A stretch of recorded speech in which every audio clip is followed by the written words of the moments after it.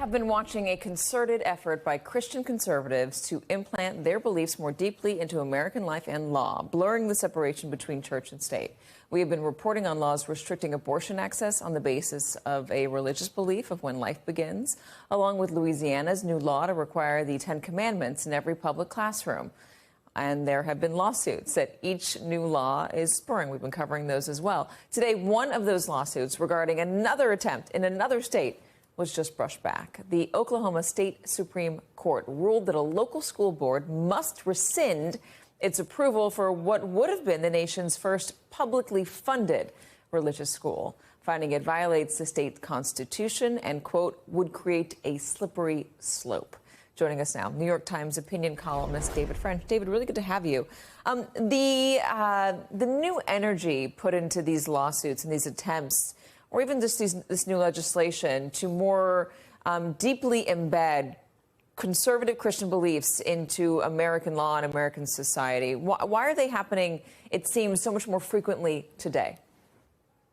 Yeah, there's been a change, actually, in much of the argument on the right. So for a long time, I was a religious liberty lawyer before I was a journalist. And so my argument was that religious institutions should approach the public square with equal rights to everyone else. In other words, don't treat religious speech as second-class speech. Don't treat religious institutions as second-class institutions. And I think that's the sound constitutional approach to religious liberty. But over time, what's happened is more people on the right have become consumed with the idea of a religious authority. Not that we should be on an equal basis with everybody else, but that we should have greater authority to implement our religious ideals than other members of other religions. And so there's a giant difference, for example, between a private Christian school that might receive funding just like other private schools do through a voucher program, and what we're talking about in Oklahoma, which charter schools have been traditionally considered public schools. So the charter school isn't a private school. This would be a public religious school, not a private religious school. And that clearly implicates the Establishment Clause. So there's this transition from, hey, we want religious liberty, which is treat us the same as everyone else, which I completely endorse, to we want religious authority, which is we will privilege our religious views over everyone else's. And that's not constitutionally kosher. Where does that change come from? Why is that change happening today? Why do people who want to make an authority instead of an equality, why do they feel more emboldened today? Yeah, I think there's been a culture change in a lot of the new right. There's been, because this is actually, it's new if you're a younger American. This is very old if you're an older American. People who remember, say, for example, the religious establishments that were dominant in many, in particular southern states in the 40s and the 50s.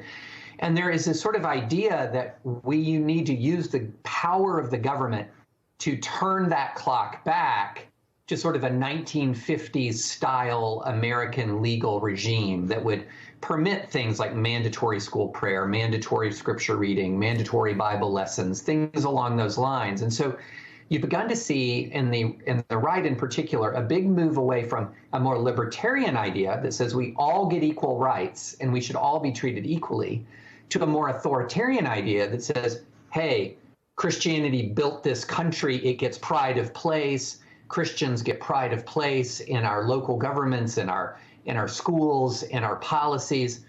And that is an what's old is new again kind of argument. And that's creating real constitutional problems. In your reading of the Constitution, is there an argument for Christian authority, that this country is based on Judeo-Christian values and therefore Judeo-Christian values, and in this case for them, conservative Christian values, do actually have more equality than everybody else? They do take precedent over everybody else's belief, whether they are Islamic or Jewish or, non-denominational or just anti or someone who doesn't believe in religion at all.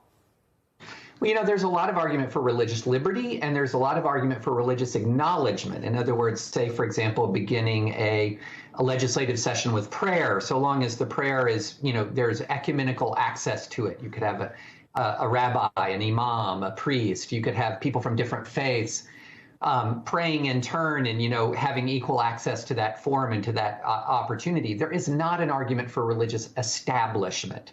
So establishment is different from liberty. It's different from acknowledgement. Establishment is when you say, this is a state school run by the Catholic Church, as in the charter schools, which Oklahoma has always said are public schools. This is a public school run by a diocese. Establishment is when you say, we're going to require every school to have this particular version of the Ten Commandments. And look, Christians would see that clearly if, for example, a different state was saying every school must post the 5 pillars of Islam. They would say, oh, I see that clearly as an establishment. But there is a giant blind spot here. And what is happening here? Is it a willful blind spot? Is it a willful blind spot? For some people, it's a willful blind spot. There's no question. There's just no question. But for a lot of average, ordinary people, they have not thought through the implications of the doctrine that they're pursuing. They think, I like the Ten Commandments. What's wrong with the Ten Commandments? And they sort of don't dive deeper into what are the implications of saying the state can require this kind of religious expression in every classroom.